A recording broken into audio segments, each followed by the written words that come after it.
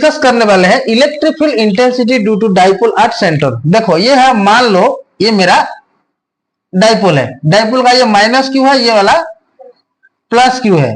देखो और dipole length क्या है, देखो डाइपोल लेंथ हम लेते हैं इसको हम 12। तो ये वाला मिड पॉइंट, मान लो मिड पॉइंट है O, और मिड पॉइंट O होगा तो ये वाला L होगा, ये वाला भी L होगा। तो हमको क्या निकालना है, उसका सेंटर पे electric field intensity find out करना है। सेंटर पे देखो, ये देखो ये सेंटर पे, तो सेंटर पे क्यू नॉट चार्ज होगा, एक स्मॉल चार्ज होगा। तो स्मॉल चार्ज देखो इस माइनस क्यू चार्ज पे क्या प्रभाव पकाएगा, अट्रैक्ट होगा, अट्रैक्ट होगा कि नहीं। तो देखो इस क्यू नॉट चार्ज, इस माइनस क्यू चार्ज को अट्रैक्ट होगा इधर, इधर माइनस क्यू चार्ज के तरफ। तो उसका फोर्स किधर जाएगा, इधर जाएगा। तो ये होगा फोर्स इधर जाएगा, जिस तरफ फोर्स जाएगा उस तरफ इलेक्ट्रिक फील्ड जाएगा। देखो इलेक्ट्रिक फील्ड इंटेंसिटी जाएगा, इलेक्ट्रिक फील्ड देखो। तो इसका मान लो ये वाला E1 होगा। देखो माइनस क्यू चार्ज के लिए क्यू नॉट का E1 इंटेंसिटी है। देखो और प्लस क्यू चार्ज के लिए प्लस क्यू चार्ज के लिए क्यू नॉट का फोर्स किधर जाएगा। देखो ये प्लस है, ये भी प्लस है, तो ये प्लस चार्ज इसको क्या करेगा, अट्रैक्ट करेगा कि रिपेल करेगा, रिपेल करेगा कि नहीं। तो देखो ये रिपेल करेगा, उसका फोर्स किधर जाएगा, इधर जाएगा, E2 होगा कि नहीं। तो हमको टोटल नेट इंटेंसिटी चाहिए, देखो नेट इलेक्ट्रिक फील्ड इंटेंसिटी चाहिए। तो नेट इलेक्ट्रिक फील्ड इंटेंसिटी क्या होगा, वो नेट भी इधर ही जाएगा। तो नेट हम कैसे पता करेंगे, इस दोनों को हम ऐड कर देंगे, जोड़ देने से हमको मिल जाएगा। ध्यान दो, देखो ये सेंटर में पॉजिटिव चार्ज है, टेस्ट चार्ज है, टेस्ट चार्ज नेगेटिव चार्ज को नेगेटिव चार्ज तरफ से अट्रैक्ट होगा, उसका इंटेंसिटी क्या है, मिलेगा E1। देखो जिधर फोर्स लगा इधर इलेक्ट्रिक फील्ड का डायरेक्शन होगा। देखो और इस प्लस क्यू चार्ज इस क्यू नॉट चार्ज को रिपेल करेगा, रिपेल करेगा कि नहीं। रिपेल करने से उसका इंटेंसिटी कहां मिलेगा, E2 इधर मिलेगा। और मुझे नेट निकालना है, और नेट हम कैसे मिलेगा हमको, E1 प्लस E2। इस दोनों इलेक्ट्रिक फील्ड इंटेंसिटी को जोड़ देने से हमको मिल जाएगा। देखो इलेक्ट्रिक फील्ड इंटेंसिटी, देखो electric field intensity due to minus q on q naught. तो हम क्या लिए हैं, E1। तो E1 इक्वल टू क्या होगा, हमको इलेक्ट्रिक फील्ड पता है, इलेक्ट्रिक फील्ड इंटेंसिटी बोलो, इलेक्ट्रिक फील्ड इंटेंसिटी क्या है, Q अपन में 4 pi epsilon not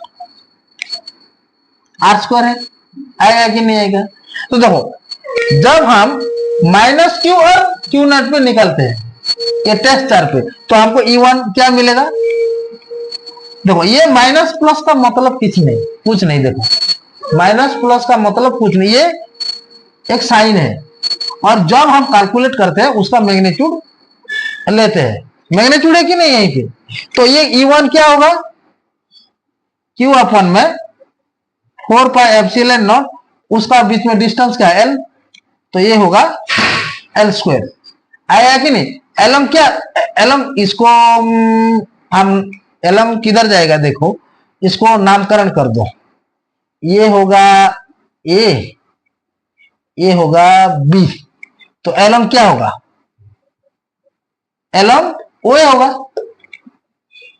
alum OA होगा कि नहीं। देखो इसको मान लो इक्वेशन 1। देखो similarly electric field intensity due two plus Q on q naught. तो ये वाला E2 क्या होगा, E2 भी ऐसे ही होगा। देखो E2 क्या होगा, Q अपन में 4 पाई एप्सिलॉन नॉट इंटू में L²। ये एलम कहां पे जाएगा, B हो जाएगा। एलम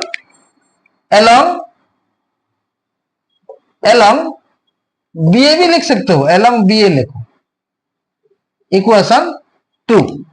आएगा कि नहीं आएगा। देखो ये हर कौन सा क्वांटिटी है, वेक्टर क्वांटिटी है। देखो ध्यान दो। तो हमको नेट फोर्स कैसे मिलेगा, सॉरी नेट इलेक्ट्रिक फील्ड कैसे मिलेगा, नेट इलेक्ट्रिक फील्ड इंटेंसिटी कैसे मिलेगा, ई कैसे मिलेगा, ई इक्वल टू हम E1 और E2 को जोड़ देने से हमको नेट इलेक्ट्रिक फील्ड इंटेंसिटी मिलेगा। सो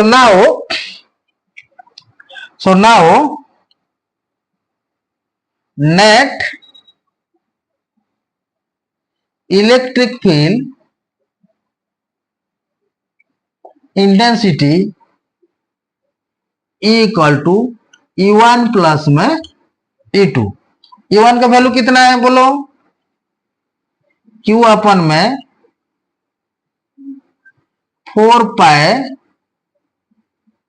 epsilon naught L square plus ये भी Q अपन में 4 पाए एप्सिलॉन नॉट L स्क्वायर। यहीं पे मैं लिख रहा हूं देखो, तो ये हो जाएगा E इक्वल टू, जोड़ दो, उसका एलसीएम क्या होगा 4 pi epsilon naught L square होगा कि नहीं, ऊपर में Q प्लस Q होगा।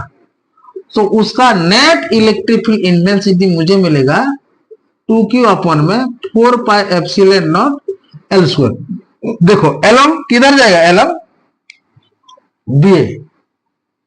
एलम BA जाएगा। देखो ध्यान दो, इस 2 और इस 2 को मत काट देना, क्योंकि 1/4 पाई एप्सिलॉन नॉट का स्पेशल वैल्यू है, इसीलिए इस 2 को इस 4 से मत सिंपलीफाई कर देना, मत काट देना, काटना मत, काट देने से प्रॉब्लम हो जाता है आगे। तो इसको हम ऐसे रखते हैं। तो नेट इलेक्ट्रिक फील्ड इंटेंसिटी क्या मिल गया, 2Q अपन में 4 पाए एप्सिलॉन नॉट L स्क्वायर। देखो ये सेंटर का स्ट्रेंथ है, डाइपोल का सेंटर का स्ट्रेंथ है, आया कि नहीं, डाइपोल का क्या है, सेंटर का स्ट्रेंथ है। देखो